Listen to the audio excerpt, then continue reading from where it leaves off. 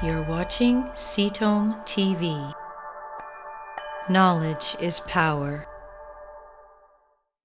Patient said, our oncologist said that they have worked with these sort of services, meaning tumor DNA sequencing, quite a few times, and they have never seen a treatment recommendation that was different than their treatment plan.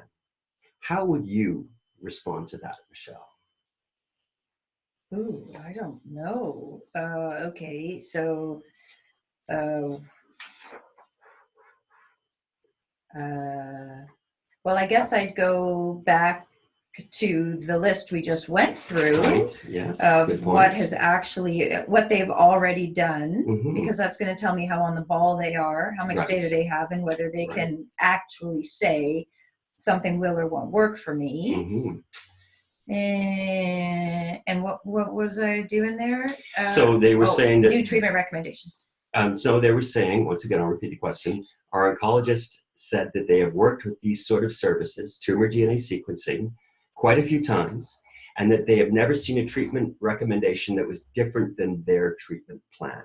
Okay, meaning once they got the test results It back, did not show anything different than what they were already going to give their patient. I would have a hard time believing that, for starters, given too. what I've seen. What's been prescribed versus what changes when we get the data back from the Yes. testing is vastly different. Yes. So I don't even know how that could be possible. Okay. I'm failing this test. So how to address this Yes. is you ask the doctor, does that mean you have not tried or you have tried? Have not tried or have tried what? The recommendations that are different. Oh, yes, but they're saying there are no recommendations that are different. Yes, they're saying that they have never seen a treatment recommendation that was different than their treatment plan. Mm-hmm. Okay, so they're saying overall that there's no new recommendations. Yeah. Okay, so does that mean if there were new recommendations, they haven't tried them? Because obviously there will be different recommendations if you're doing tumor sequencing. And then you need to ask them, are they looking at clinical trials? Okay. So when they say treatment recommendation that was different than their treatment plan, if their treatment plan is standard care, they're referring to standard care for that particular disease. Mm-hmm. They're not considering desensitizing mutations or sensitizing mutations, which are unique to the person. They're not considering off-label drugs. They're not consulting with other doctors. They're not doing that full checklist we just went through. Mm-hmm. They're saying, it doesn't give us the validity to, in other words, it's not a new standard care from this test. Mm-hmm. So it's a bit of a misleading answer. Yeah, that was a trick question. It is, but this is what doctors will say to a patient to put them off precision oncology. Oh. But why would they want them to be off precision oncology? Well, because they can't provide that themselves. Oh. It's not part of what they can do. They're doing standard care. Okay, right. Yeah. So, yes, did they look at the mutations, the desensitizing and sensitizing mutations that indicated what chemo drugs they are using would be better or worse? Mm-hmm. Right. So again, back to our initial list of what they've done for you already from a diagnostic perspective, because if they haven't done all those things. Yeah. Did they even analyze that report? Mm-hmm.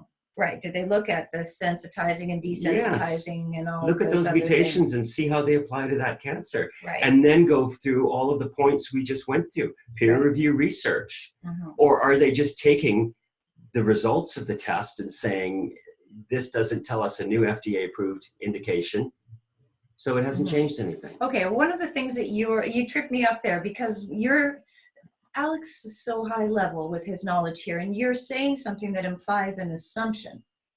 The assumption is a new FDA-approved protocol, and that is the secret to this kind of question, because this is what standard care does. Mm-hmm. Say what?